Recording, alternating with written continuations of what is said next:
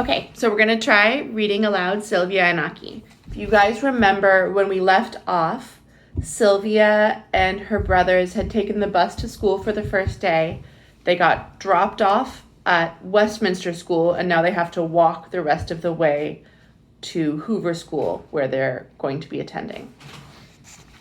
This first bit is the end of that chapter. The first day of third grade isn't starting out the way I hoped, Sylvia admitted to herself.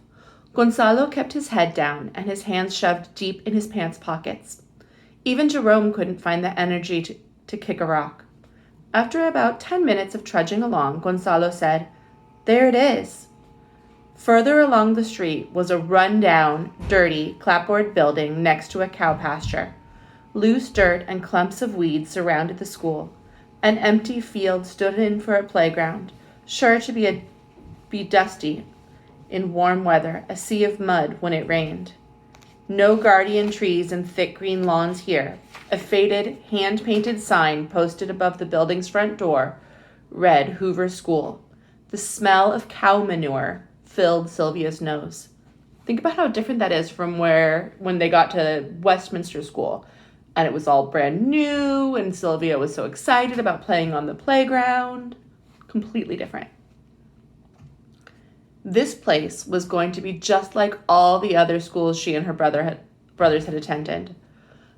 Nothing but out-of-date, hand-me-down textbooks with pages torn or missing, and second-hand desks. Second-hand means they're leftover. Somebody already used them and then donated them. Second-hand desks, scarred with pencil marks and initials.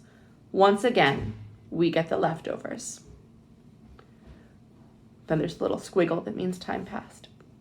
When Sylvia's class broke for lunch, there were already several other groups outside on the back field. Sylvia sat under the shade tree with Ramona, a girl from her class who lived in the barrio.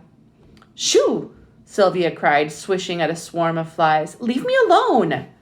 A fly landed on her bologna sandwich as she took a bite. "They come from the cow pasture. You'll get used to it," Ramona said. "They never go away." "I'll never get used to it," Sylvia said. "What other choice is there?" "Westminster School," she wanted to answer, but it wasn't a choice, at least not for her and Ramona. Instead, she just shrugged, waved off another fly, and took a second bite of her sandwich. As she was finishing, she noticed a younger boy approaching the wire fence that surrounded the pasture, keeping the cows inside and the children out. One wire strung along the top of the fence glinted wickedly in the sunlight. The boy was tentatively reaching his hand out toward the wire. "Ah!" the boy cried loud enough to silence the yard, at least for a moment. The boy pulled his hand back and shook it violently. Some of the older boys laughed. Any idea what happened? "It's electric," said Ramona. "Someone probably dared him to touch..." Sorry, the cat doesn't normally interrupt our read-alouds. "Somebody probably dared him to touch it. He's in second grade. This is his first year at Hoover. It always happens to a new kid on the first day of school." Sylvia rubbed her hands together, imagining the jolt of electricity that must have passed through the boy's hand. Who would put an electric fence next to a school? At the end of the day, Sylvia walked her brothers back to Westminster School. When they arrived, the other kids were already boarding the bus. Sylvia slipped into a vacant seat in the middle of the bus. Again, Gonzalo and Jerome sat across the aisle. On the ride home, Sylvia thought about that second grader. She remembered his cry, and then his pain, embarrassment, and shame. She leaned over and whispered to Jerome and Gonzalo, "Tomorrow, at school, whatever you do, don't touch the fence." From the looks on her brothers' faces, she could tell that they already knew. Sylvia looked out the window as they passed one farm after another, each separated from its neighbor by a fence. Split rail fences, electric fences, barbed wire fences, keeping some in, shutting others out. Sylvia replayed the moment when she'd seen the boy get shocked. She too had once been shocked while plugging in a lamp, so she knew the burning jolt he must have felt.